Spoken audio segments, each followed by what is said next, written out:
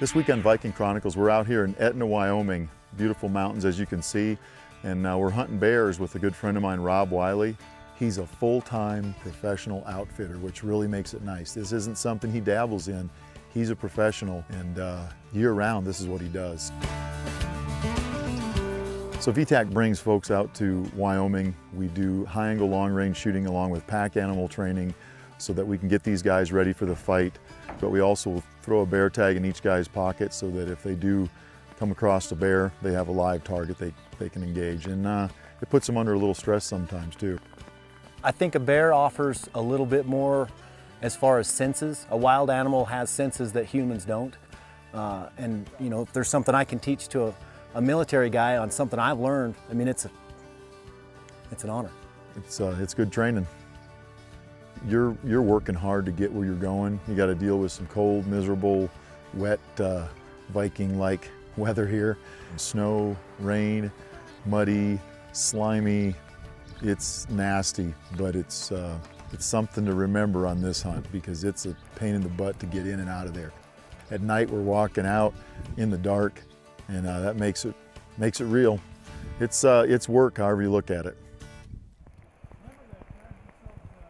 One of the discussions we've had while we've been out here in the mountains is, you know, there's a big rivalry between the Marines and the Navy and Coast Guard, Air Force, and of course the best guys, the Army guys. It's funny, but we've been giving a lot of grief to the Navy guys out here because they're Navy guys, so that's what we do. Hey Rob, I told you, man, we have to slow down a little bit, wait on the Navy guys. It's normal. All right, let's keep going. You can take that? If I recall correctly, didn't Navy SEALs kill Osama bin Laden? They're all tactical. You can see something's going on. You gotta watch them when they do that because they might be plotting against you. We're supposed to be bear hunting, and look what they're doing. They're like a bunch of women.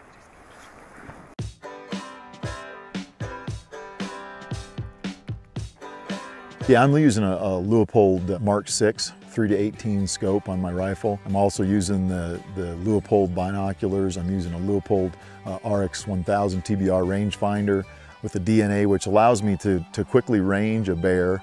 When I do that, it gives me the true ballistic range. Not the straight line range, but it takes out the angle so I know exactly where to hold. It also gives me my hold-offs in mils, and I have a mil dot reticle in my scope, and I can quickly hold and make great shots. So on Saturday we had cold weather, rainy weather, pretty miserable. We weren't quite dressed for the occasion that first day. Day two, it just got more and more sloppy. It snowed. We thought, all right, we're gonna be good to go. Today, Memorial Day, it was a little miserable this morning, still pretty slippery up here.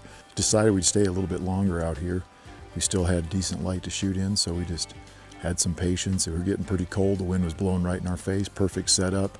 And sure enough, we saw this bear come cruising in below the bait. He got up by the bait. We had a pretty good eye on him and tried to make a clean shot. And you can see he rolled right down the hill. I didn't hear him do his death squall, so what we're going to do is let him go down there and die and hit him first thing in the morning. We're going to come in here, go to that bait, and track him down there and see what we find.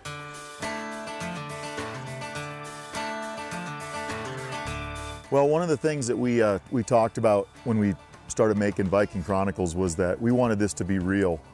And sometimes real is not as sexy, and this is a perfect example of that. We went up in the mountains and we shot a nice bear, but we went out there today, we spent several hours, and we never recovered him. I'm not proud of that. I'm just saying that this is real. You know, this is what happens when you really go out and hunt.